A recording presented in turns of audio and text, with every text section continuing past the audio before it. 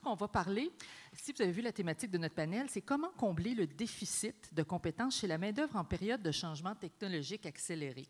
Mais on comprend bien que quand on parle de changement technologique accéléré, on va bien évidemment parler aussi des données et de tout ce qui touche l'intelligence artificielle parce que ça fait partie maintenant de notre domaine. Et par ailleurs, j'aimerais vous présenter justement M. Gagné qui est là, Patrick Gagné, qui est un passionné d'innovation. Il cumule une expérience qui passe du développement de start-up en tag taxi, dont on a beaucoup entendu parler dans les dernières conférences. Théo, oui. Théo Taxi, oui. Oui. Tag, c'est ma première start-up. Ah, c'est la première start-up. J'en ai deux. Je vous avais vu. Fusion. C'est ça. Oui, ça Il aime les trucs de 3 lettres. C'est ça. C'était vraiment précurseur avant l'âge. Oui, Taxi, absolument. d'ailleurs. Oui, je me rappelais il y a quelques années, effectivement. Ouais. On avait vu ça dans des conférences, puis on était très surpris de voir que ça se passait au Québec. À la grande entreprise, j'avais travaillé chez TC aussi, où il a mis en contribution ses compétences en stratégie d'affaires et marketing. Vous êtes passionné de mobilité urbaine avec TAG et Théo, je pense qu'on ne s'en surprend pas. Et vous avez aussi contribué au développement du fameux service que à peu près tout le monde utilise ici. Si vous avez une voiture, le service PS le stationnement. mobile, ça vous dit quelque chose? L'application pour payer vos... D'ailleurs, il faudrait que je... Non. Bon, on va y penser. J'ai passé la journée à faire ça hier, fait qu'on vous en remercie. Et donc, la fameuse application de paiement de stationnement Montréal. Puis, il a contribué à la fondation de Théo. On arrive ici. Osmo aussi. Puis, vous êtes PDG justement de la fondation Osmo de la Maison Notman. Autre lieu, justement, de la culture numérique. Et en 2015, vous avez confondé l'accélération de start-up InnoCité Montréal avec le Bureau de la ville intelligente et la Fondation Osmo. Okay. On a quelqu'un qui est partout. De l'intelligence artificielle, là, chez les humains, c'est assez développé aussi. Merci, Patrick. On a aussi avec nous Jean-Philippe Bradette, qui est cofondateur d'Apprentix, une entreprise spécialisée dans la création d'interventions post-formation efficace. Puis Apprentix développe des applications web qui ont pour but d'aider les travailleurs à mémoriser, pratiquer et retrouver finalement ce qu'ils ont appris. Fait que on est vraiment dans l'éducation, finalement, là, avec ça, le complément à l'intelligence humaine, si on veut. Puis peut-être juste en complément, on fait partie de NextAI aussi, qui est juste à côté ici. Donc, nous, on n'avait aucune idée comment débuter dans les AI. Fait qu'on est des bons cobayes pour ce sujet-là aussi, comment on forme nos ressources. Alors, c'est ça, vous êtes en train de le faire. On le dans vit, ce temps-là, c'est la bonne chose, justement. Ouais. Et vous êtes aussi, effectivement, cofondateur puis vice-président de stratégie d'apprentissage et innovation d'Helicom, une entreprise qui est mondialement reconnue. Dans le passé. Dans le passé, effectivement. Et maintenant, quelqu'un que je connais un peu, Alejandro Romero Torres, qui est professeur, justement, dans les, entre autres, je me suis mis votre bio en anglais, je traduis à mesure, là, Alexandro. Alors, dans les programmes de gestion et de technologie de l'information à l'UQAM, alors à l'école, justement, de gestion de l'UQAM, il a un PhD, donc en ingénierie industrielle de l'École polytechnique de Montréal. Et puis, il se concentre surtout, et c'est les dernières présentations que j'avais vues de vous, sur la diffusion puis l'adoption des nouvelles technologies. Comment ça se passe? Comment les gens, finalement, arrivent avec quelque chose de nouveau, comme peut-être, justement, Tag Taxi dans le temps, Théo, ensuite, et comment est-ce qu'ils adoptent tout ça? Et puis, vous vous intéressez aussi aux questions sur la ville intelligente. Je me rappelle bien comment les gens aussi communiquent toute cette information-là. Ensuite, nous avons avec nous José Lanoux. José Lanoux, qui est au sein de Technocompétences depuis 2014. José Lanoux siège sur le conseil d'administration du Centre de recherche informatique de Montréal, le fameux CRIM, qu'on connaît plus par son acronyme d'ailleurs. Puis elle est à la table des partenaires en technologie de l'information et communication de la grappe Techno Montréal. Puis elle participe activement à divers groupes de travail qui visent les professionnels en TI au Québec. Et là, vous êtes aussi dans des comités sectoriels. On est un comité sectoriel. Fait que j'ai tout le monde ici qui participe à beaucoup de choses, n'est-ce pas, dans tout ça. Donc, aussi, mon Dieu, vous êtes, madame, vous avez donc étudié en administration des affaires, puis au HEC. Pardon? Non, je disais, peu importe. Je pensais qu'elle vous avait dit pardon. J'étais comme, c'est pas un si gros défaut, là, quand même, mais ça fait bien. Et là, figurez-vous donc, et je n'ai pas votre bio. C'est correct, il n'y a pas de problème. Allez-y, parlez-nous un peu de vous. Mais en fait, en 30 secondes. Ouais, je vais faire Essayez ça. Good call. Mais en fait, c'est que je devais parler à la place de Nadine. Mais quand Nadine a dit oui, moi, j'étais comme... Moi, je veux écouter Nadine plutôt. Exactement. Donc, je suis heureux et merci pour la présentation que tu as faite. Donc, on a dû... 10 secondes déjà passées. Comment? 10 secondes déjà. Je décompte, merci. Moi, je ne suis pas sévère, mais vous avez vu que vous en avez d'autres, par exemple. Mais très rapidement, je lis d'une organisation à but non lucratif qui s'appelle Montréal Nutech. Ça fait une dizaine d'années qu'elle travaille dans l'écosystème startup ici à Montréal. Puis j'ai la chance de travailler au Desjardins Lab qu'on a lancé il y a 3 ans. Ah, oui, oui, oui. Je suis en charge du volet de la stratégie d'innovation ouverte, donc notamment le coopératon, volet startup en résidence, puis un volet de data justement autour de l'ouverture des données, de l'éducation, des données et l'intelligence artificielle pour nos chers Québécois. Ah mon Dieu, et fait qu'on va sûrement réentendre parler de vous, puis probablement qu'Alexandro va s'intéresser à ce que vous faites, puis moi aussi, puis tout ça. On va tous s'intéresser à tout. Oui, je le sais. Ah, c'est Puis très nous, on travaille avec vous, fait que c'est bon, on est tous. OK. Oh mon Dieu, hein, on vient tout de placer ça. Ouais. Et quand on a échangé un peu là-dessus, j'ai lu un peu tout ce qui vous intéressait parce que tout le monde nous avait un petit peu communiqué là, leur champ d'intérêt.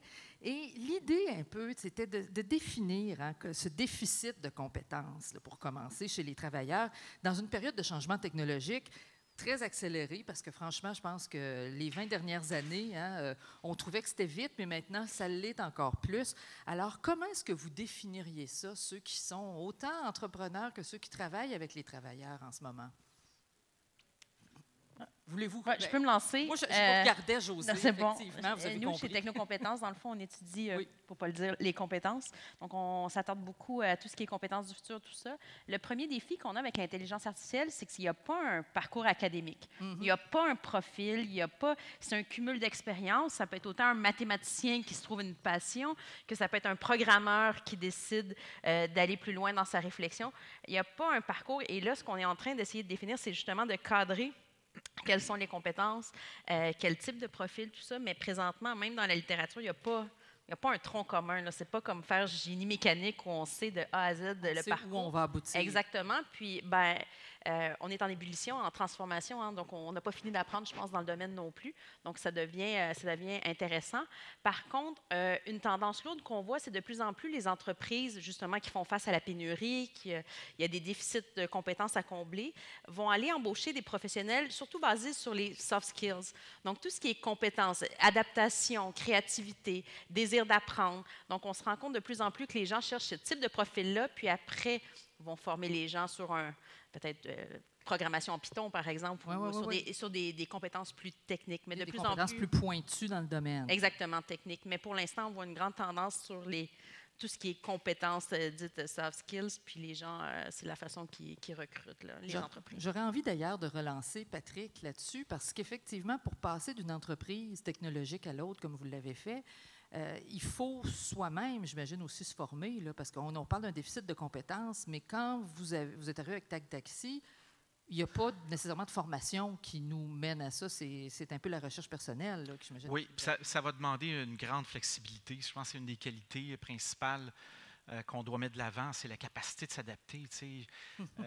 J'ai parlé récemment à un groupe de jeunes étudiants et c'est frappant de voir que ces jeunes de 14-15 ans vont exercer des métiers, en tout cas la moitié dans la salle, c'est ce que je leur ai dit, la moitié dans la salle vont exercer des métiers qui n'existent pas aujourd'hui. Ouais. Donc ça demande une capacité d'adaptation. Il n'y a pas un curriculum spécifique qui va permettre de répondre à ça. Puis l'intelligence artificielle touche à tous les domaines. Ce n'est pas un secteur, ce n'est pas une grappe, ce n'est pas une verticale. L'intelligence artificielle, c'est comme parler de... C'est ça, c'est transversal, c'est comme parler de technologie. Il va y avoir de la tech. Il y a de la tech dans tout, presque tout aujourd'hui, presque tout. Il n'y a pas tous les modèles d'affaires qui ont de la tech. Pour avoir de l'innovation, je baigne là-dedans actuellement. L'intelligence artificielle aussi va toucher à tous les secteurs, tôt ou tard. Donc, comment on s'adapte à ça? Comment on fait pour... Je pense que le déficit de compétences, de talent dans le secteur des startups, on le vit de plein fouet. On a, les entrepreneurs ont moins la capacité d'embaucher à des gros salaires, donc la compétitivité est un enjeu. L'accompagnement, l'immigration, je pense que doit être aussi un enjeu qu'on doit amener dans cette discussion-là. Pour combler un déficit, comment on va chercher ailleurs. Chercher des compétences à l'extérieur. Puis comment on facilite l'intégration de ces gens-là dans l'écosystème technologique, plus particulièrement celui qui me concerne, les startups. Donc ça aussi, ça fait partie des enjeux qu'on doit discuter. Et si je relançais Alexandro là-dessus, parce que du côté, par exemple, de l'école de gestion l'UQAM, c'est des choses qui sont discutées aussi. Comment faire face, justement, aux nouvelles demandes de compétences versus des curriculums qui sont un petit peu plus, je dirais, là, traditionnels, mais qui changent quand même là, en ce moment. Là. C'est exact. Actuellement, on est dans un paradoxe. D'un côté, on nous demande d'aller à la vitesse qui va la technologie, mais au niveau plus, nous, universitaires, on essaye de comprendre qu'est-ce qui s'arrive actuellement. Pourquoi? Parce qu'il y a beaucoup de technologies émergentes dans l'intelligence artificielle. On est actuellement dans un cycle de spéculation. on pense qu'il va y avoir ce type de bénéfices, on pense qu'on va pouvoir faire ce type de choses. Donc actuellement, nous, on est en train d'observer et on connaît bien les cycles de technologie, donc on a les attentes très élevées. Ça va devenir dans un moment donné qu'on va arriver dans une maturité, on va se rendre compte que peut-être on avait 100% des attentes qu'on pensait, il va y en avoir seulement 40 qui vont être réalisables. Et à partir de là, on va pouvoir travailler pour définir les compétences. Donc, on a ce paradoxe qu'on attend un peu voir quelle va être l'évolution pour mieux préparer la main d'œuvre, mais d'un côté, on veut les préparer. Donc, où est-ce qu'on veut les préparer? C'est première chose, c'est plus dans les compétences relationnelles, comme José l'avait dit. Donc, on a besoin des individus qui soient curieux. Parce que ce qu'on a observé il y a 20-30 ans, mais on apprenait une profession, on voulait devenir comptable, on suivait donc une formation baccalauréat maîtrise en comptabilité, et on pourrait être comptable avec cette formation toute notre vie. Mais actuellement, on n'a que besoin de ça. Oui, on a besoin d'avoir une base, un bac dans n'importe quel domaine, une maîtrise dans n'importe quel domaine, mais on doit poursuivre la formation continue. Et c'est là-bas où je pense qu'ils vont rentrer des universités, des entreprises, et même le gouvernement qui doit donner les supports aux employés pour aller chercher cette formation continue, mais également offrir cette formation continue. Donc, on doit offrir cette curiosité, on doit inciter la curiosité à niveau université, mais aussi également au niveau entreprise. Mais également, on se base déjà sur le fait que tout le monde est déjà ouvert à la technologie et sont habitués à la technologie, mais on regarde qu'il y a certains secteurs où est-ce qu'ils ne sont pas dans cette vague de la technologie, de l'intelligence artificielle ou de l'Internet, comme Nadine l'a présenté. Donc, actuellement, ce qu'on doit travailler, c'est donner les compétences à la main d'œuvre pour pouvoir rentrer dans cette vague. Donc, compétences soit à niveau cognitif, soit à niveau sensomotrice, parce qu'utiliser un téléphone pendant que je suis en train de manipuler un robot ou une machine, ça va être un peu complexe. Ouais. Donc, on doit analyser de quelle façon on doit donner ce type de compétences, mais surtout, tout ce qui est code de convention sociale. Parce qu'on parle d'intelligence artificielle, on va capturer des données, donc on doit protéger la sécurité des données, mais également il va y avoir des personnes qui vont avoir des données qu'il va falloir qu'ils protègent. Mais il faut comprendre de quelle façon je vais les protéger et quels vont être les enjeux sur lesquels je dois être assez surveillant pour pouvoir donner une bonne solution. Il y a donc une formation même plus large, justement, comme côté éthique, etc., qui se greffe à ça, là, donc aux compétences de base pour un poste. Et là, quand vous me parlez de ça, Alessandro, je pense justement à vous qui êtes dans, je dirais, le réajustement, si on veut, là, des compétences, tout ça en éducation. Fait que, comment est-ce qu'on négocie avec ça quand c'est notre entreprise là, de faire ça? Bien, je vais vous dire, il y a notre entreprise, mais aussi juste pour parler, nous, on est sur le terrain. Fait que je travaille avec Air Canada, Desjardins, je travaille avec une panoplie d'entreprises, puis on dirait que c'est une sorte de mythe qui est très volant. La pénurie de main-d'œuvre, le déficit de on en entend partout. Mais sur le terrain, là, les gens sont complètement débousselés par ce qui se passe. On est dans des transformations, on va vite, on n'a pas le temps de se former, ça va à une vitesse de fou. Fait que si vous posez la question, on est-tu en... Non, on forme. Fait que c'est une petite usine. Fait que j'ai eu le goût de me questionner à savoir, y a-t-il vraiment ce fameux déficit-là? Puis, curieusement, on est tombé sur 2 études qui sont vraiment intéressantes. Une de McKinsey, puis on pourra la partager avec ceux qui sont intéressés. La première qui disait qu'il y a 62% des exécutifs qui disent qu'ils ont effectivement un déficit d'ici 2023, donc qui est quand même incroyable dans leur organisation. Puis le deuxième, sur 1400 CEO dans 79 pays, 77% ont dit que c'était la plus grande crainte globalement. Autre élément, c'est 77% disent que la skill qui manque, c'est la créativité puis la capacité de penser. Soft skills. Donc, ce qui revient au niveau des soft skills. L'autre problème, par contre, quand on creuse et on lit Kelly Palmer, qui est l'ancienne CLO de Degree puis de plein d'entreprises, il y a vraiment un paradoxe parce que les CEO ne savent pas les compétences qu'ils ont à l'interne, ne savent pas ce qu'ils ont besoin actuellement, donc, et ne savent pas ce qu'ils ont besoin pour plus tard non plus. Alors, comment qu'on arrive à ces données-là quand on n'a pas la donnée? Fait qu'il y a vraiment un paradoxe qui est hyper intéressant à dire, OK, qu'est-ce que j'ai besoin? Et toutes ces personnes-là, la définition même de la compétence, on ne la comprend pas et c'est très, très galvaudé. Et là, d'aller voir, c'est ça, chez l'humain, le plus précisément. Voilà. Vous avez envie de rebondir là-dessus? Je vais faire du pouce, vu que tu ne m'as pas entendu. Je vais aller par moi-même. Ça passe la poque.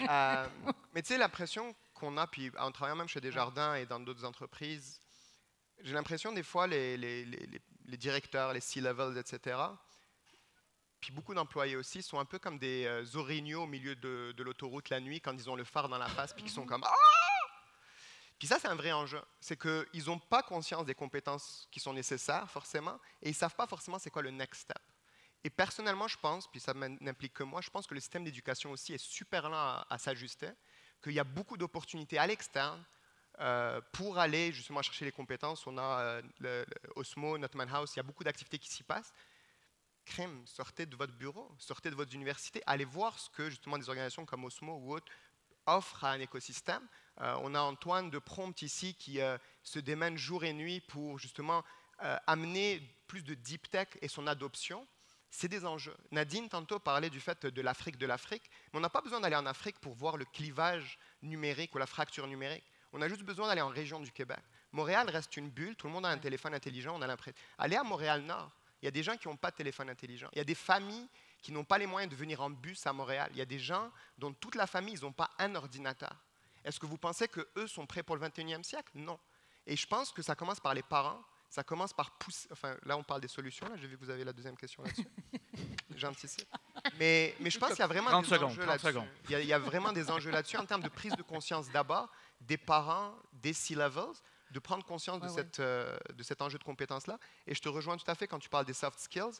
C'est que ça fait juste 2-3 ans qu'on parle de ça et qu'on le valorise. Moi, je me rappelle quand j'ai fait HEC, on valorisait justement les hard skills, comme tes comptables, tes finances, blabla. Oui. Et tout ce volet-là était laissé aux artistes. Il y avait une sorte de... Ça, c'est les autres, c'est ceux du MyLex. Les programmes expérimentaux au HEC, comme moi j'ai fait, qui étaient gestion culturelle, des choses comme ça, là, on nous envoyait dans ça pour développer d'autres genres de compétences. C'est intéressant ce que vous dites parce qu'effectivement, on le voit dans tous les milieux, hein, le fait que souvent la haute direction ne sait même pas qui dans ses équipes pourrait justement être un agent de transformation et aider les autres. Ça, on voit même, quand on parlait de compétences techniques ou de soft skills, quand il y a des programmes très techniques de formation, les entreprises sont là, go, go, go, du C++, OK, version 14, on comprend rapidement le gain que le professionnel qui est formé va avoir. Quand vient le temps de dire travail d'équipe, gestion inclusive ou créativité ou façon même agilité, on a du mal, les entreprises ne sont pas au rendez-vous ou ont moins de facilité à financer des formations continues là-dessus. Donc, c'est étrange parce que c'est la priorité, mais pourtant, je pense que le concret est plus difficile à mesurer le lendemain de la formation, de dire, OK, je peux appliquer ce que je viens d'apprendre.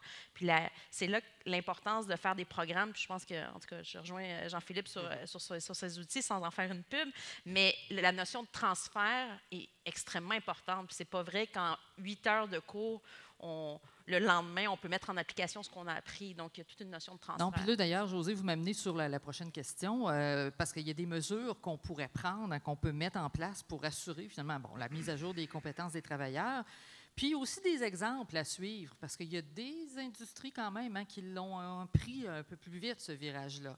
Est-ce que vous avez dans vos entreprises des exemples que vous avez envie de m'apporter là-dessus? Oui, vas-y. Je pense qu'il y a une des pistes de solutions. On était hier, d'ailleurs, à Montréal Connect avec le CHUM qui était là, et le CHUM est un bon exemple au niveau autant AI que la mise en place de ces nouvelles compétences-là.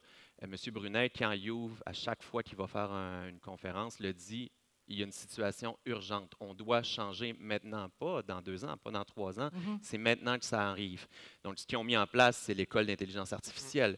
Ils recrutent le talent, mais ils se sont vraiment mis en mode combat, j'ai le goût de dire, pour dire si on ne fait rien maintenant, ben on est vraiment dans le trouble. Et ça, ce sentiment-là d'urgence, on ne le voit pas dans beaucoup d'entreprises. Le système qu'ils sont probablement en train de transformer actuellement avec des ERP et plein d'outils, dans 5 ans ou dans 3 ans, il faut probablement être obligé d'être rechangé à cause de l'AI qui va venir rechanger ce système-là. Alors, ils sont déjà en retard en implantant des nouveaux systèmes. Et là, moi, j'ai plein d'entreprises, mais je vais laisser mes collègues y aller sur ça. Oui, bien sûr. On parlait beaucoup du secteur privé ou des organisations publiques, mais je pense que le gouvernement doit donner une orientation. Et je regarde beaucoup l'exemple de la France. La France, on vient de développer une stratégie pour l'accès au numérique. dans lesquels ils vont regarder tout où est-ce qu'il y a eu des gaps, des écarts par rapport à ce que les individus, les entreprises peuvent faire. Et ils ont développé cette impasse numérique. Donc, ils vont regarder des régions ou des industries où est-ce que le niveau numérique n'est pas encore atteint. Et ils vont donner des passes pour qu'ils puissent aller voir des labs et avoir accès aux labs pour que soit ils puissent apprendre des compétences numériques ou des compétences relationnelles ou que les entreprises aillent au lab pour développer un projet pour intégrer le numérique à l'intérieur de l'entreprise. Et ils ne vont pas seulement regarder la technologie. Ils vont regarder, oui, on va développer, on va introduire telle technologie que ça va vous aider à être plus productive, mais également on va regarder de quelle façon vos masse salariale va pouvoir utiliser cette technologie et développer les compétences nécessaires pour obtenir les bénéfices de cet investissement. Donc, une vision plus globale, ça va beaucoup aider. Ils vont interagir, les gouvernements, avec entreprises privées et publiques. Également, ils vont mettre dans ces labs des universités pour créer une communauté d'innovation qui va suivre ces lignes directrices. Oui, puis ça, quelque chose qui perdure aussi au-delà des régimes là, de gouvernement, selon le parti, puis tout ça. C'est toujours la question. On peut rester au Québec. Le Conseil du Trésor, l'automne dernier, a lancé l'Académie en collaboration avec l'Université Laval. Et la vocation, c'est 100% la formation continue de tout ce qui est compétences numériques ou compétences techniques dans le secteur des technos. Donc, je pense que même chez nous, on a des exemples concrets qu'on n'a pas le choix de s'y attarder. Le gouvernement du Québec est le premier employeur de professionnels en techno. Donc, il y a une grosse problématique actuellement. Puis lui aussi essaie de trouver des solutions. C'est pas parfait, mais essaie de trouver des solutions en ce sens-là. Puis juste le fait d'annoncer cette académie-là, ça démontre l'importance puis l'urgence. Ça doit stimuler aussi les futurs employés en se disant, ben, il va y avoir une formation continue. Je ne serai pas dans une bulle là, qui va s'écrouler un moment. Je pense qu'ils sont encore à Windows 7, mais ça, c'est une autre histoire. Mais oui, j'ai donné, moi aussi, dans le secteur gouvernemental, essayer de faire des sites web et les tester sur des versions qui étaient très, très, très loin dans ce qu'on pensait. D'ailleurs, je pensais justement à vous avec le lab là, de Desjardins, parce que quand on parle de tout ça, ces initiatives-là, souvent, moi, je les connais parce que je viens à votre rencontre, mais je m'aperçois qu'elles ne sont pas toujours très connues à l'extérieur. Ça peut être aussi un problème. On parlait de l'Université Laval, on n'entend pas parler, il faut être dans le domaine. Le défi, honnêtement, de manière super simple, c'est qu'il faut séparer déjà l'urgence, qui est comme la transformation numérique, puis tous les milliards qui sont dépensés à l'heure actuelle sur se mettre à jour, et se projeter dans le futur des 20 prochaines années pour les vraies compétences dont on va avoir besoin. C'est deux choses vraiment, vraiment différentes. Puis il faut arrêter de mélanger ça parce que moi, je le vis au quotidien et on le vit dans des discours gouvernementaux, etc. Et la deuxième chose, c'est quand tu parles de formation continue, etc., ça aussi, il faut séparer entre former l'humain, le citoyen, et former les directeurs, les decision makers, les gens qui on planifie qu'on va avoir besoin d'eux. Moi, la catégorie qui m'intéresse et que je trouve compliquée à aller chercher, ce que tu dis, comme on n'a pas cette conscience-là, c'est construire les compétences du futur. Je ne parle pas de celles des 5 prochaines années, mais celles d'après, et celles des citoyens, celles des gens qui n'y ont pas forcément accès, parce qu'ils n'ont pas un boss qui va leur dire hey, « toi, ton 1% de masse salariale, whatever, là, va te faire ta formation continue ». C'est ces gens-là avec qui on doit travailler, et à mon avis, on doit être dans l'action. Oui, des HEC de ce monde, etc., s'adaptent bien, mais ça reste école des dirigeants. Il n'y a pas école du peuple.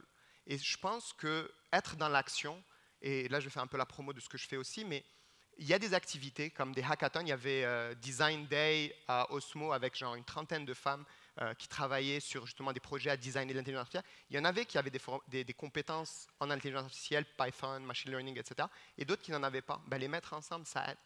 Il y a des activités comme le coopératon qui ont lieu à l'automne, qui rassemblent genre 3000 personnes. Essayez de comme kickstart quelque chose. Oui, vous allez échouer, oui, vous n'allez pas y arriver, mais c'est ouvert aux citoyens, aux entrepreneurs, aux dirigeants, etc.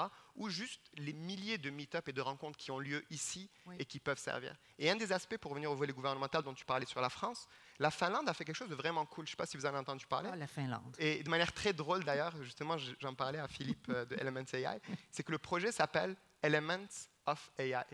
Et en fait, c'est un projet de former 1% de la population en 2019, mais ça, ils viennent juste de commencer. Donc, c'est avec un cours en ligne, avec du peer-to-peer learning, learning circle, sans rentrer dans les détails, mais c'est un mouvement gouvernemental de dire, nous, on veut former les citoyens, 1% de notre population, 55 000. C'est très semblable au Québec. 5 millions et demi, on est 8, whatever.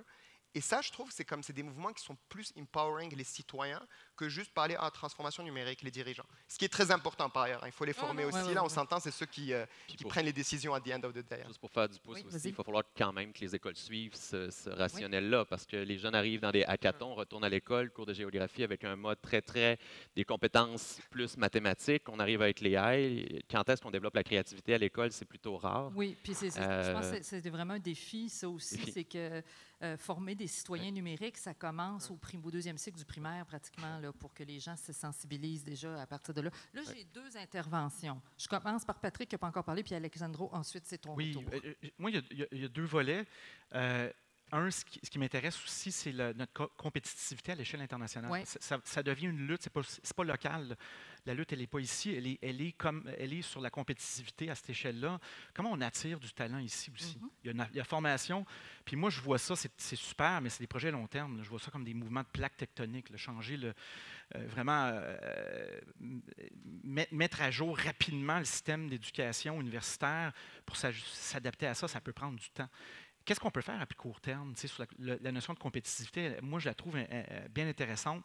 Je regarde ce que font d'autres écosystèmes, start-up à travers le monde, la French Tech en France, qui jumelle un mentor avec un immigrant entrepreneur pour l'amener, pour l'intégrer à l'écosystème français. Je trouve ça, c'est une initiative formidable. Amsterdam aussi fait la même chose. Je pense que de ce côté-là, on pourrait, nous autres, faciliter l'intégration des étudiants qui viennent de l'étranger également, pourquoi pas faire des programmes coop l'été, parce que on sait que si on intègre quelqu'un qui est ici pour 4 ans, on l'intègre l'été dans des emplois, concrètement, bien là, on augmente les chances qu'il reste et qu'il s'implante à Montréal. Pas voir ça comme une dépense, plus comme un investissement, un investissement total. Pour la formation Absolument. Et le développement. L'autre exemple que je vois probant, c'est proche d'ici, Microsoft qui s'installe ici pour une raison bien simple, c'est la densité, c'est-à-dire la proximité entre les chercheurs et les entrepreneurs. Cette proximité-là fait en sorte qu'il va émerger des nouvelles entreprises et de nouveaux projets. Je pense qu'il y a là-dedans, dans la notion de densité, quelque chose d'important qu'il faut pouvoir répliquer puis augmenter à Montréal. Comment est-ce qu'on fait, on effectue le rapprochement entre la mise en pratique des entrepreneurs? Je pense qu'il y a un exemple c'est vrai, tout probant à fait. là-dedans. La densité, c'est ce qui attire aussi des gens de l'extérieur qui se disent « Oh, wow, je vais avoir plein d'entreprises que je vais pouvoir… » Je peux traverser la rue puis me trouver un autre job, ou je vais trouver un projet. Là, ça change pas mal. C'est 2 thèmes importants en tout cas. C'est un risque aussi. C'est un risque. C'est partie de la compétitivité. Comment est-ce qu'on dit un beau risque? Oui. Alexandro, vous vouliez continuer? En fait, pour continuer avec l'idée d'aller chercher la population, les citoyens qui ne vont pas peut-être à l'université, de quelle façon on peut l'inclure dans toutes ces initiatives, je pense qu'on souffre une myopie. Parce que des fois, on a ces événements qui veulent aller chercher le monde. Oui. Et qui veulent leur donner accès au numérique. Et c'est tellement drôle, on fait la publicité par le numérique. Donc déjà, on va les exclure. Parce qu'actuellement, s'ils ne sont pas dans le numérique et toutes nos publicités qu'on fait pour l'événement, c'est sur le numérique, ça veut dire qu'on ne va pas trouver ce type de clientèle. Et je mets un exemple pour le développement de la ville de Montréal, la ville intelligente, avec le bureau de la ville intelligente. J'avais fait une étude pour regarder, parce qu'ils sont allés chercher la population pour savoir qu'est-ce qu'ils cherchaient, qu'est-ce qu'ils proposaient comme solution. Et on est allé regarder les profils des individus qui participaient dans ce type de sciences. Et ce qu'on a découvert, ce sont des personnes qui avaient un baccalauréat et une maîtrise. Et la plupart du monde était déjà dans les milieux TI. Donc, si vraiment on allait chercher du monde qui n'était pas dans les TI et qu'on voulait avoir c'était quoi leur idée, on s'est trompé. Et c'est ça qu'on regarde, on se trompe. Il faudrait oublier les numériques pour permettre l'accessibilité numérique et aller vers les traditionnels. Et une fois qu'ils sont déjà dans le numérique, oui, on va pouvoir faire la promotion, donner la formation par des applications, des sites d'Internet, mais on n'est pas encore là-bas toute la population. On l'a bien représenté avec 51% de la population qui n'a pas accès à l'Internet. Puis comme tout à l'heure, vous le disiez, il y a aussi même des familles ici là, qui n'ont pas accès non plus au numérique. Fait que ça, c'est des choses justement pour aller les sensibiliser. Donc, utiliser peut-être les médias qu'eux consultent habituellement. Et ça, c'est pas facile. Je vais juste finir avec une solution qui, je pense, est importante. D'utiliser les AI dans l'éducation aussi serait probablement une des bonnes idées. Actuellement, quand on regarde un peu ce qui se passe et tout, c'est surtout au niveau de la supply chain, on va se questionner à haut niveau. Comme par exemple, dans NCI, 12 entreprises, on est la seule en éducation dans le programme. Donc, ça vous donne un peu l'intérêt actuellement. L'idée aussi, c'est de dire, on est capable de faire des choses extraordinaires, de personnaliser, dans le fond, un parcours apprenant et d'avoir pour vous, par exemple, juste le bon nombre de questions, les recommandations, un peu comme le Netflix le fait, va, d'après moi, amener une augmentation de performance assez hallucinante sur les programmes de formation. Tu parles de Netflix, puis tu parles de le ramener au peuple, puis je vois Jean-Christophe là-bas. Tu sais, c'est dommage que les gens écoutent Occupation Double, alors que le jeune là-bas est en train de monter une école cet été, où il va amener, enfin une sorte de programme cet été, où il va amener une dizaine de jeunes à travers l'Amérique du Nord pour travailler sur des projets super innovants. Et il galère à trouver de l'argent. C'est pas normal. Donc, dans un truc comme ça, excusez-moi, mais s'il y a des gens qui voient le leadership d'un jeune comme ça, un média ou autre qui se dit hey, tu sais quoi, ce qu'il fait ce gars-là, c'est super intéressant. Ben, au lieu de mettre Audi à 9h du soir tous les vendredis ou samedis ou whatever it happens, pourquoi est-ce qu'on ne mettrait pas ça à la télé? Amener ça au peuple plutôt que genre juste les gens qui sont déjà dans le numérique. Là, ben oui, c'est ça, j'allais dire. Vous avez des petites passes qui vous permettent de connecter. Fait que ça sera le temps de connecter avec lui pour pouvoir en parler. Mettre ça dans la culture populaire. Il faut que ce soit dans la culture populaire. En parler sur Twitter, puis mettre notre nouveau ministre Fitzgibbon. C'est ça, en fait, copie. La littératie numérique, c'est de ce dont on parle depuis tout à l'heure. La littératie, c'est surtout une affaire malheureusement, présentement, d'OBNL puis d'organismes qui tiennent des initiatives ou d'entreprises ou d'entrepreneurs qui y croient puis qui foncent. Je pense, justement, c'est le moment où que le gouvernement prenne ses responsabilités, tant au niveau de l'éducation, au niveau de l'économie. Il y avait une stratégie numérique qui a été lancée par le gouvernement précédent, là, il y a 1 an, 2 ans? 2 ans, oui, déjà en décembre, je pense, 2017. On en est où avec ça? Même chose au niveau, nous, on travaille beaucoup avec le ministère de l'Emploi, donc c'est des priorités qui doivent être gouvernementales et non seulement des organismes qui mènent et peinent à sensibiliser et à évangéliser. Pour l'avoir étudié de près, la fameuse stratégie, il n'y avait pas beaucoup de choses que vous dites dedans. C'était vraiment axé beaucoup sur l'entreprise. Mais comment le talent est quand même revenu souvent, mais pourtant, comment ça s'est manifesté concrètement avec des actions, avec des programmes, on est loin encore. Et là, écoutez, justement, on va tomber dans l'IA, mais vraiment là, un peu plus à bras-le-corps, comme on dit, parce que là, l'arrivée de l'IA, puis surtout son application dans presque tous les domaines, on en parle là en entrefilet depuis tantôt. Hein, les gens ne réalisent pas, mais justement, Desjardins, beaucoup de services maintenant ont des automatisations grâce à l'IA quand vous êtes en ligne. Il y a beaucoup de choses qu'on fait au quotidien qui comprennent des composantes d'intelligence artificielle, puis on dirait qu'on ne le sait pas souvent comme citoyen, à moins d'avoir lu là-dessus, à moins d'être là-dedans à tous les jours. Et là, donc, c'est dans tous les domaines présentement de la vie courante. C'est vraiment, moi, je connais l'exemple de Desjardins, les prêts et tout ça, qui sont automatisés en grande partie. Il y en a bien d'autres. Il y a plein de choses comme ça que vous faites où il y a des réponses rapides. C'est grâce à ça. Des agents conversationnels qui vous répondent. C'est ça aussi. Il y a des composantes d'IA, de semi-automation, etc. Et là, tout ça, ça demande justement des nouveaux savoirs dans les entreprises, puis pas seulement dans les entreprises technologiques, parce que à la base, quand on parle, bon oui, les services bancaires, c'est très technologique. Il y a beaucoup de technologie, mais les gens qui sont là ne sont pas tous technologiques, parce que pour avoir fait une conférence devant des gens qui étaient chez Desjardins, il y en a qui ne savaient même pas qu'il y avait de l'intelligence artificielle chez eux. Alors, on voit que ce n'est pas tous les départements, finalement, qui vont être conscients de ça, pas tous les employés.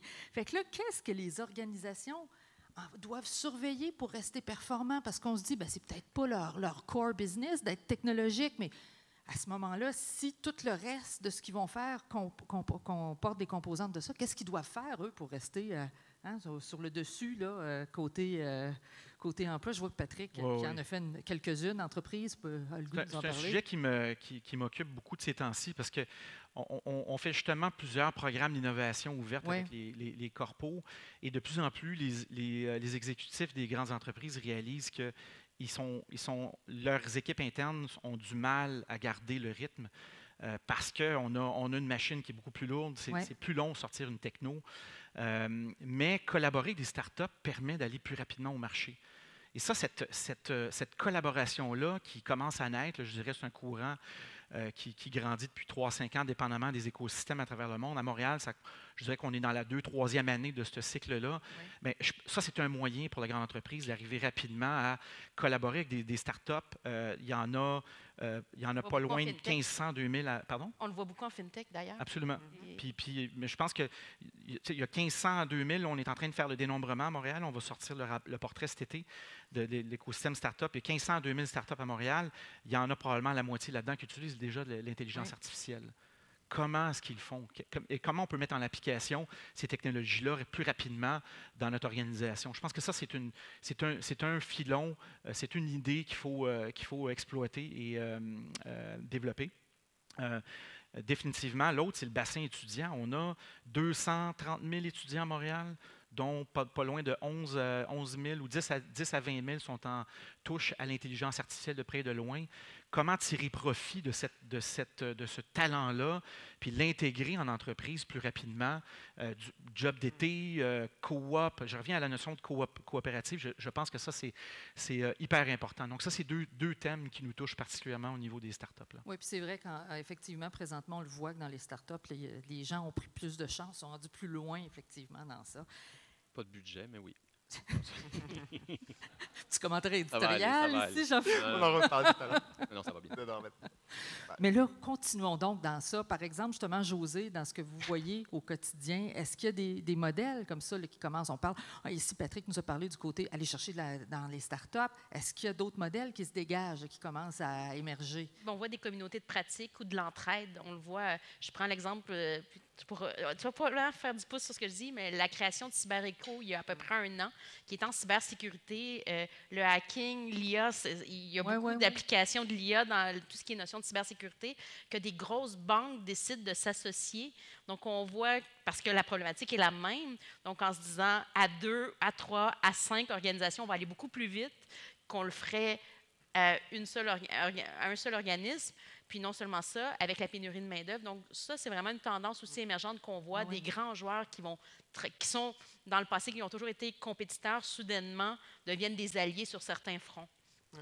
Pour essayer d'aller plus loin. Puis là, je suis sûr que vous allez avoir... Je vais juste faire du pouce là-dessus, parce que c'est quand même... Il ne faut pas avoir honte de les nommer, là. C'est Banque Nationale et Desjardins. Pour ceux qui sont québécois ici, vous savez que publiquement, c'est des gens qui s'aiment vraiment beaucoup et qui travaillent beaucoup ensemble en général. Les mêmes couleurs, vert et rouge. Traditionnellement. Oui, c'est ça. Mais CyberEcho, effectivement, avec Deloitte et d'autres joueurs qui sont mis ensemble, et je pense que c'est super important.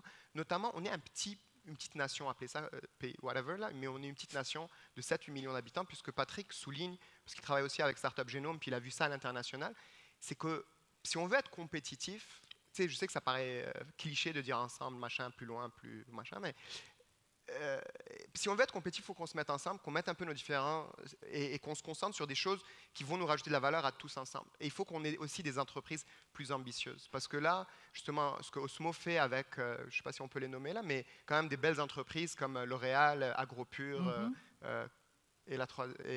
Cascade. Et Cascade, pardon, excusez-moi. C'est des belles entreprises québécoises. C'est des entreprises qui, après beaucoup de travail, ont dit « let's go ». Desjardins, pareil. Là, il y a une entreprise qui s'appelle Data Performers. On a travaillé avec elle en 2015 ou 2016. On les a introduits. Ça a pris super longtemps. Ça a abouti à quelque chose de sérieux. Mais le nombre de Data Performers qu'on arrive à trouver au Québec, il n'y en a pas assez. Puis il faut se le dire aussi. C'est qu'on n'a pas d'entrepreneurs assez ambitieux. Il y a encore trop d'entrepreneurs qui essaient de créer le nouveau Uber du papier toilette ou whatever, plutôt que des gens qui vont se dire non, moi je vais prendre des vrais problèmes, je vais vraiment essayer d'avoir un impact, etc. Et amener des gens qui sont smart, mais qui ont cette ambition-là. Moi, je pense qu'on a encore un manque d'ambition au Québec. Et de plus en plus, on a des entreprises, tu parlais de la FinTech, on a de plus en plus d'entreprises, même Agropur, Cascade, qui disent, moi, j'ai envie de trouver des startups avec qui travailler. Mais tu sais quoi, j'en ai pas assez dans ma cour. Et ça, c'est un problème. Puis paradoxalement, on est sur le compétitif, je ne suis pas long là-dessus, mais Startup Genome a sorti un chiffre qui m'a interpellé. La moyenne des salaires qu'on paye au Québec est inférieure à la moyenne globale. C'est-à-dire qu'on paye en moyenne un développeur en intelligence artificielle ou en tech autour de 56 000 $. La moyenne globale est de 59 000 Notre par étude année. sort en septembre, ça dit en passant, sur les salaires. Donc, et ça, c'est un enjeu, ça. Ouais. Et si on veut être compétitif. Absolument. Puis ça, c'est aussi grâce à la qualité de vie où il y a des gens qui reviennent. Mais effectivement, il faut que les salaires suivent, etc. Mais il faut aussi que des entreprises, et je pense qu'on parle beaucoup des grandes entreprises, puis là, je sais que Prompt travaille un petit peu là-dessus aussi, mais c'est quoi la place des PME là-dedans? Et est-ce qu'on peut les amener à s'agripper à cet écosystème-là, à commencer à travailler justement avec les grappes, etc. Parce que, tu sais, les chaires de recherche, il n'y en a pas beaucoup de chaires qui appartiennent aux dépanneurs du coin. Non. Comment est-ce qu'on amène aussi ces PME à connecter avec ce pan de la population? C'est peut-être que quand tu donnes des C2 Montréal, le gouvernement t'a donné je ne sais pas combien de millions de subventions, tu pourrais peut-être laisser certaines PME qui sont moins connectées ou qui sont moins à même de naviguer l'écosystème, être plus proactifs. Les sponsoriser finalement pour qu'ils puissent assister. Il y a des très beaux programmes, par exemple, pardon, excusez-moi, mais Innovation PME, il y a 3 ou 4 C3, en tout cas il y a 3 ou 4 programmes de la ville, puis il y en a d'autres où il y a plein de billets qui se donnent gratuits aux startups, etc. Mais c'est une réflexion aux gens qui sont déconnectés. Comment est-ce qu'on peut amener ces gens déconnectés-là aussi et je pense qu'il y a plein d'idées. C'est pas les équipements. Et justement, quand on parle, là, bon, qu'est-ce que les organisations doivent faire pour rester performantes? Là, on a quelques idées ici. Là, je voyais que tu voulais réagir, puis je suis pas mal sûre qu'Alexandro va avoir des idées aussi. On commence par moi, je pense que la première personne qu'il va falloir s'attaquer, c'est vraiment le profil de compétence du gestionnaire, parce que c'est le superviseur, c'est lui qui va être le plus touché, je pense, par l'arrivée des AI, et ça, c'est une perception. Harvard disait récemment que les tâches d'administration et tout ce qui était mécanisable, on va dire ça, c'était 54% du temps des managers. Ça veut dire si on enlève ce 50%-là, qu'est-ce qu'ils vont faire définitivement? Puis il y a Antified, qui est une boîte qui travaille avec beaucoup de grosses compagnies comme Facebook, comme Microsoft, qui ont développé un parcours que je trouve incroyable. Les 3 nouvelles compétences qu'ils ont développées, la première, c'est un mentor empathique. Donc, quelqu'un qui va être capable de comprendre les compétences, de changer, de modifier. Il va devenir, dans le fond, l'évaluation de talent direct. D'identifier, là, c'est ça. Exactement, et pas switcher au HR, OK, et ta formation, il se l'approprie. Le deuxième, un décideur basé sur la data, donc qui est dans le contexte. Capable d'analyser. Exactement, mais là, ça va prendre soft skills de jugement qu'on a parlé tout à l'heure. Et le dernier, un innovateur créatif qui est aussi dans ce qu'on a parlé tantôt, qui ferme la boucle de tous ces éléments-là. Ça change vraiment le profil. Vraiment le profil. Notre profil, même MBA, comme il était avant, c'est plus la même chose. Là. Puis si vous regardez en ce moment sur quoi on forme dans les différentes entreprises, le curriculum est totalement ailleurs et on pense qu'on se prépare pour l'avenir. Alors, c'est très... Oui, c'est ça. C'est parce que c'est toujours l'idée d'évaluer des choses qui sont mesurables. Puis il y a beaucoup de choses dans ce que vous avez mentionné qui ne sont pas nécessairement, en tout cas, mesurables de la même façon qu'on mesurait, si on veut, les performances des entreprises avant. Là, je vois Alexandre. Je vais rebondir sur Jean-Philippe. Non, c'est bien, c'est bien. Je le vois, là, vous avez envie de rebondir. On s'était vraiment préparé. On fait également des recherches. Je viens du milieu gestion projet. Donc, gestion projet, également, il y a l'intelligence artificielle qui va changer la façon dont on va gérer les projets. Et on parle beaucoup des compétences techniques, oui, il faut savoir de quelle façon faire un échéancier, un budget. On parle depuis 10-15 ans sur compétences relationnelles parce qu'un gestionnaire de projet va gérer des parties prenantes. Mais il y a un élément, et c'est lié avec le fait que beaucoup de managers vont utiliser de nouvelles technologies, il va y avoir beaucoup de tâches techniques qu'ils vont arrêter de faire. Et donc, il va monter à un niveau plus stratégique. Et donc, j'aimerais ajouter une autre... Ce n'est pas les compétences relationnelles qu'il faut seulement développer avec les nouveaux employés. Il faut développer des compétences stratégiques. Quand on parle de compétences stratégiques, il va y avoir certaines solutions ou certains postes qui vont devoir prendre des décisions risquées. Donc, ils vont devoir également voir quelles sont toutes les compétences, les impacts sur l'entreprise de cette décision. Mais c'est l'individu. Mais les organisations doivent aussi changer parce que si on dit on va introduire de nouvelles technologies et on va donner plus de pouvoir aux personnes qui travaillent au niveau opérationnel tactique, mais il va falloir aussi changer la gouvernance de l'entreprise. Parce qu'actuellement, si on dit que Desjardins, on a un système qui va pouvoir faire par l'intelligence artificielle déterminer si quelqu'un va avoir un prêt ou non, est-ce qu'on va donner l'autorisation à un niveau plus tactique opérationnel d'autoriser un prêt ou non? Donc, il faut changer la façon dont les prises de décision sont faites dans les entreprises et la haute direction laisser vers le bas certaines décisions. Donc, on doit changer la gouvernance, mais également on doit changer la culture. Ben oui. Parce que la technologie va faire de telle sorte qu'on va avoir des organisations qui vont être aplaties. Et si on n'arrive pas à changer la culture, même si on va faire des grands investissements sur la technologie, même si on va avoir la technologie la plus performante, on ne va pas avoir les bénéfices. Donc, il faut restructurer, repenser la façon dont on va gérer les organisations et la haute direction laisser partir certaines décisions qui appartiennent seulement à eux. Et là, en fait, ce que vous expliquez qui est fort intéressant, c'est quand on parle d'aplanir la structure, ça règle certains des problèmes que vous avez mentionnés tout à l'heure. Parce que quand on parle du CEO qui est en haut et qui ne reçoit pas, si on veut, toute l'info et qui non plus ne voit pas ce qui se passe, en changeant la structure, on change ça aussi. C'est un peu, je pense, ce qui se passe aussi dans les entreprises innovantes en ce moment. Ben, honnêtement, excuse-moi, je veux juste... Mais par rapport à ton point, je ne pense pas forcément que le CEO n'a pas conscience de ce qui se passe. Je pense que le CEO doit faire avancer la machine, il y a de la politique à gérer, etc. Et il y a des impératifs aujourd'hui. Tu sais, quand on dit il faut se mettre à jour, il y a les transformations numériques, etc. On n'a pas 5 ans pour le faire. On a 1, 2 ans. Il y a eu des échecs par le passé, comme toutes les entreprises ont déjà évidemment échoué dans leur transformation numérique. C'est correct, ça arrive. Non, mais c'est normal. C'est comme tu essaies quelque chose de nouveau. Et là, ils n'ont plus beaucoup de temps, donc ils doivent le livrer. Mais en parallèle, tu sais, la culture dont tu parles, c'est la culture de l'échec aussi.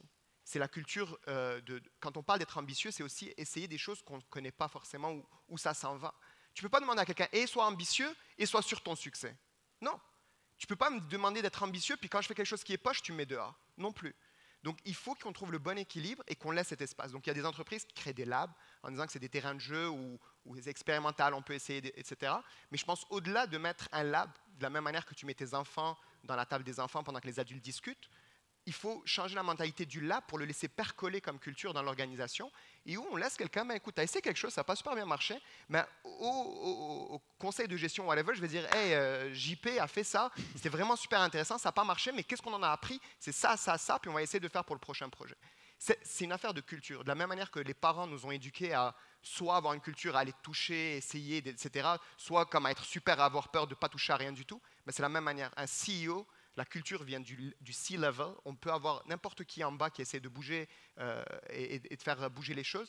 Cette culture de permission et cette culture d'ambition et culture de valoriser ou en tout cas de tolérer, non pas juste tolérer, mais accepter, embrace failure, je pense que c'est quelque chose qu'on doit l'avoir au Québec.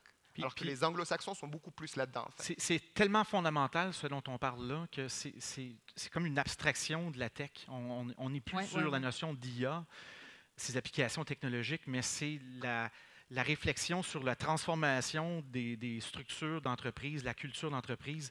Puis on s'en va vers une phase d'accélération asymptotique. On n'est pas, c'est pas linéaire là, comme accélération. On va aller de plus en plus vite chaque année qui va passer. Comment les sociétés vont être capables de s'adapter? Je pense que c'est là la notion de flexibilité, de vélocité dans les décisions, de distribution des décisions sur le terrain. Et ça, c'est un changement majeur de culture. On le voit dans nos projets d'innovation corporative. Quand on n'a pas le consentement, c'est pas plus que le consentement, la participation active, volontaire de la haute direction, du CA de la grande corporation, le projet ne marchera pas. Oui, impossible. C'est drôle parce que j'écoutais ce que vous disiez, puis je me rappelle d'un entrepreneur qui avait beaucoup de succès que j'ai connu à Ottawa, qui a dit à quelqu'un à un moment donné, « If you didn't fail once, you never tried hard enough. » Puis sur le coup, ça marque comme affaire, puis je me suis dit, mais ma foi, c'est vrai que tous les gens qu'on voit qui ont des entreprises, c'est pas toujours la première, hein? C'est pas toujours le premier essai qui marche, c'est ta force justement d'essayer. Et si vous aviez chacun là, dans votre domaine un souhait, parce qu'on arrive pas mal à la fin là, de notre panel là, sur cette question-là, à émettre là, par rapport à ça pour aller comme justement transformer là, justement ce monde-là de nouvelles compétences, qu'est-ce que ça serait? Qu'est-ce que vous aimeriez voir là, changer en ce moment, peut-être dans votre milieu? En fait, c'est un point, un défi, quelque chose que j'aimerais qu'on commence à discuter, l'équité sociale. Parce que dans le numérique, il va y avoir, oui, des professionnels qui vont avoir un bon salaire, que leur emploi va être sophistiqué, et on va voir ce qu'on appelle les galériens du numérique. Et je mets deux exemples, c'est juste des exemples généraux, c'est les conducteurs d'Uber et ceux qui vont livrer la nourriture avec Uber Eats. Ce sont des individus que l'on a besoin pour pouvoir réaliser la chaîne de valeur de ces services. Et malheureusement, ce va être des individus qui vont avoir des salaires très bas, on n'a pas besoin de compétences sophistiquées et qu'on va avoir besoin pour compléter les services. Et donc on va avoir deux types d'emplois qu'on crée. Quelques-uns qui vont être très bien payés, d'autres qui vont être très bas payés. Donc il va falloir qu'on trouve une équité par rapport à ces nouveaux emplois qu'on est en train de créer. Moi, j'ajouterais à ça, c'est un super bon point. On le voit dans les écosystèmes start-up maintenant à travers le monde. On est membre de Startup Genome. L'enjeu de la gentrification urbaine. Et ça, on ne peut pas le séparer maintenant de l'essor des écosystèmes start-up. San Francisco, c'est l'exemple le plus probant. C'est plus possible de vivre à San Francisco avec un salaire moyen. Impossible. Donc, on est en train de vivre des extrêmes.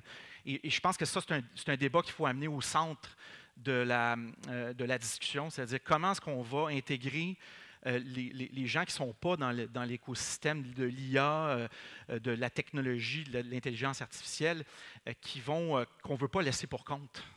Comment on va faire ça? Ouais, puis on n'a pas les réponses actuellement à cette question-là. La notion de gentrification, le Myland, meilleur exemple, localement à Montréal, les loyers montent, les taxes augmentent, les gens quittent le quartier, ils s'en vont où? Ils s'en vont où ces gens-là? Ouais. Puis d'ailleurs, vous parliez de San Francisco, hein, beaucoup de magasins refusaient maintenant les paiements en argent parce que tout le monde est branché énormément là-bas, mais ils se sont aperçus qu'ils excluaient un petit 15 de la population qui n'a pas d'appareil à la mode quand ils en ont un et parfois qui n'a pas de compte de banque ou de carte de crédit. Et ça, c'est des choses, 15 c'est quand même un bon nombre. C'est dommage que tu poses la question quand ton collègue met 1 minute qui reste. Mais, 30 secondes, t'es capable. Ça, tu me le comptes. Mais la fracture numérique est super importante parce qu'on le pense aussi quand on fait notre transformation numérique. C'est cool d'être à l'heure du jour. Mais si le service que tu offres sur ton téléphone, tu fermes des points de vente, des machins, etc., ben, tu exclus une partie de la population. Les salaires qui augmentent, tu exclus. Comment créer cette inclusion-là et garder les services? C'est un vrai défi qui n'a pas forcément une réponse facile. Ça ne peut pas être juste laissé. Je voudrais juste vous laisser sur l'exemple. Les gens connaissent ici le yaourt. Je sais, je ne parle pas d'IA. Pourtant, on travaille sur data tous les jours, mais ce n'est pas grave. Vous connaissez Chobani? Les yaourts Chobani? Pour ceux qui connaissent, l'histoire est incroyable. Vous voyez l'action d'une personne, ce qu'il est en train de faire aujourd'hui dans la transformation, mais aussi l'inclusion de populations qui sont délaissées. Ça, c'est du leadership, puis c'est très, très inspirant. Puis j'invite justement les Québécois et les Québécoises à s'en inspirer, tant pour leurs actions quotidiennes, puis les C-level encore plus. Donc, le numérique est le complément aussi de l'IA et du numérique. Je vous remercie. Je pense qu'on aurait pu faire encore une demi-heure, mais malheureusement, il faut s'arrêter ici. Merci beaucoup, franchement. Super participation.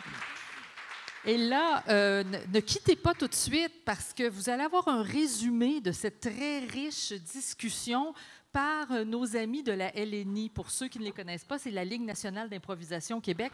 Ils vont vous résumer ça là, de façon un peu humoristique, mettons. Envoyez donc.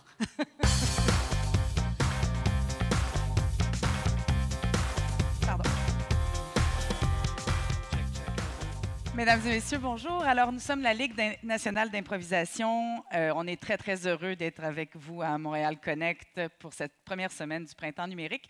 Un cours historique sur la LNI, ça a été créé en 1977. Ça allie le hockey et le théâtre.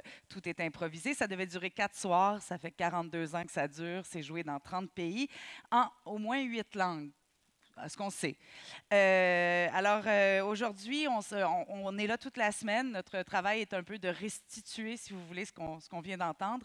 Évidemment, nous ne sommes pas des experts. Non. Nous sommes des improvisateurs. Allô? Oui. On est des experts en soft skills. Ah oui. Voilà. Donc, place une scénette improvisée. Entrez? Oui. Bonjour. Hein? Bonjour. Tu veux encore de la compote?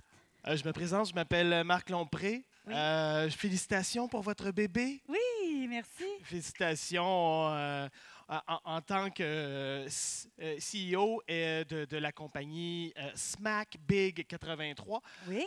On voulait souhaiter la bienvenue au petit... Ah ben c'est Henri. C'est Henri. Il va avoir 6 mois. Enchanté, Henri. Oui, il est en voilà. Donc... En fait, si je suis ici, oui? C'était premièrement pour vous remettre ce toutou connecté. Hein? Ah, un toutou connecté. Génial. Oui, faut mettre l'application sur votre téléphone, puis ça vous dit où est-ce qu'est le toutou en tout temps. Mais si je suis là aujourd'hui, c'est parce que nous, en fait, à Big Smack 83, on est une pépinière de soft skills. OK. Et on souhaitait peut-être s'entretenir avec Henri. Soft skills. Là, ce que je vois, c'est soft skin. Il est très, très doux. Oui. Mais au-delà de ça, je vois pas en quoi Henri peut servir à Big Mac 83, là. Big Smack. En fait, je veux juste préciser quelque chose. En fait, c'est pas tout de suite que ça va commencer, mais c'est que... Je ne sais pas si vous êtes familière avec l'industrie numérique et tout ce qui se passe. Et on ne sait même pas ce qui se passe en ce moment. Fait que bon, alors, ce qu'on veut faire, nous, ce que des gens ont commencé à faire, c'est d'aller voir des gens un peu, faire des citoyens connectés, tout ça. Et après ça, on a descendu, on est allé au cégep, sonder les gens. Et après ça, au secondaire, puis au primaire. Puis on a vu qu'il était déjà dépassé. On s'est dit, on s'attaque au bébé. Vous pensez que mon fils, Henri, c'est peut-être le... Il va avoir un métier qu'on ne connaît pas, Oui, ça, je sais qu'il va avoir un métier qu'on ne connaît pas probablement. Probablement que dans son temps, là, il y aura plein de choses qui n'existent pas encore aujourd'hui, puis tout ça. Mais là, on s'entend-tu qu'il fait ses dents en ce moment? Et je vois pas... C'est une très belle découverte. Je pense qu'il peut utiliser ça pour son travail. À part mâchouiller votre téléphone, je ne sais pas ce qu'il peut faire, cet enfant-là, dans votre entreprise. Vous seriez surprise. Puis qu'est-ce que vous voulez dire par soft skills? Ça, même moi, je suis un peu adaptation, créativité, puis voilà, j'ai du bon jugement. En fait, on a préparé un CPE techno où on paierait pour toutes les dépenses. Votre enfant serait couché sur un gros iPad pendant toute la journée et il développerait ses skills. Et à la fin de la journée, on vous le refaxe. Ça, c'est une blague de techno, ça existe plus. Henri, mais il n'y a pas de danger pour son cerveau parce que les ondes, puis les données, il va les envoyer à qui, puis ça va servir à quoi? Ah oui. Écoutez, madame... Puis le profit que va faire Henri, là... Il n'y a pas de profit, là, c'est pour l'humanité. C'est pour l'humanité. C'est pour nous connecter les uns aux autres. Fait que je vous donne c'est un peu comme un collège militaire. Vous allez former un bon petit soldat numérique. Non, c'est pas ça. Regardez. Ouais. Là, on est en train de penser aujourd'hui à demain. Mais... Moi aussi, il faudrait que j'aille acheter des carottes parce qu'il a fini sa purée. On peut fournir la purée. Mais demain, on ne sait pas encore de quoi ça a l'air. Mais lui, on sait qu'il va être là demain. Donc, on sait que lui, il est dans le demain qu'on ne connaît pas encore. OK. Vous voyez? Ouais. Moi, mon grand-père était allumeur de réverbère. Oui, c'est dépassé. Ça n'existe plus. Non, c'est ça. Voilà. Et ce que je fais aujourd'hui, vous faites quoi dans la vie? Bien, là, je suis sur le programme de congé parental. Oui, mais quand vous ne l'êtes pas? J'ai développé un patron de crochet. Un patron de crochet? Oui. J'ai vendu ça une fortune. Ça se crochette en 2 heures, puis on peut faire des tucs ou des mitaines. C'est peut-être pas le bébé que j'aurais besoin à qui je devrais parler, peut-être à vous? On ne sait pas. J'ai même fait... le patron, il est sur l'Internet. Je le vends 2,99 puis tout le monde l'achète. Oh mon Dieu! Moi, j'ai full adaptation, full créativité. C'est juste que après mes études en communication à l'UQAM, je savais plus trop vers quoi me tourner. Fait que j'étais allée faire de la poterie. Puis, c'était pas super payant. Fait que là, je me suis mis au crochet. Puis là, j'ai fait un enfant. Puis, tu sais, en attendant, mais je suis full soft skills. Attends, je viens de faire votre analyse artistique. Vous êtes dans le piton, là. Mais complètement, je suis capable de poterie, communication. Oui. Et en plus, savez-vous quoi? J'adore les formations continues offertes par le gouvernement. Je sais pas si... Oh, mon Dieu! Oh, mon Dieu! Je pense que... Attends une minute. Mais là, si vous me trouvez une job, il faudrait quand même mettre Henri sur le gros iPad. Oui, oui, j'en ai un pour le gros iPad, mais j'ai aussi sa mère là, qui est incroyable. On a des soft skills, skills. Voilà, elle danse en ce moment. Non, il a régurgité, c'est fait partie des soft skills. OK. Quand vous êtes prête à commencer, on vous prend. Vous, votre enfant et éventuellement d'autres enfants. Allons-y. Pensez-vous faire d'autres enfants? Je sais pas. Faudrait que je trouve un géniteur. C'est pas tous les jours qu'on en rencontre des sympathiques. On va en trouver. Merci.